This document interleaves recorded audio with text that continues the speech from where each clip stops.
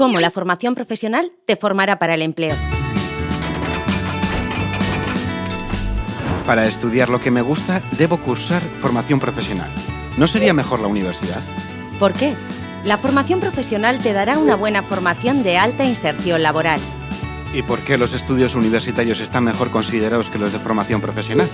Por desconocimiento. Ni la formación profesional ni la universidad son una mejor que la otra. ¿Qué ofrecen los estudios de formación profesional? ¿Cómo son? Variedad de estudios especializados. 140 títulos en 26 familias profesionales para profesiones específicas y divididos en 2 niveles, ciclos de grado medio y ciclos de grado superior. ¿Cuántos años tengo que estudiar? ¿Dónde puedo estudiar? Los títulos de técnico y técnico superior se obtienen normalmente en 2 cursos académicos. En Euskadi hay muchos centros que ofrecen estos ciclos, a veces junto a los de ESO y bachillerato. ¿Tengo que aprobar algún examen para poder estudiar en formación profesional? Si has acabado la ESO, puedes acceder a un grado medio. Si has acabado el bachillerato, puedes acceder a grado superior. Si no, tienes que realizar una prueba de acceso. ¿Voy a trabajar mientras estudio?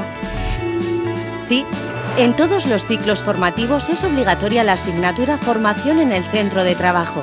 Gracias al programa europeo Erasmus+, podrás hacer prácticas en una empresa del extranjero. Y una vez acabe el ciclo, ¿seguro que tendré trabajo? La formación profesional en Euskadi tiene una empleabilidad por encima del 70% de media. ¿Y si acabo la formación profesional, podría luego realizar estudios universitarios? Si has acabado un ciclo superior de formación profesional, puedes acceder a la universidad. Resumiendo, la formación profesional te formará con una alta posibilidad de inserción laboral. Los estudios de formación profesional y los universitarios son diferentes y complementarios. Los ciclos de grado medio y superior son de 2 cursos académicos, con formación teórica y práctica. Gracias al programa europeo Erasmus+, podrás realizar prácticas en el extranjero.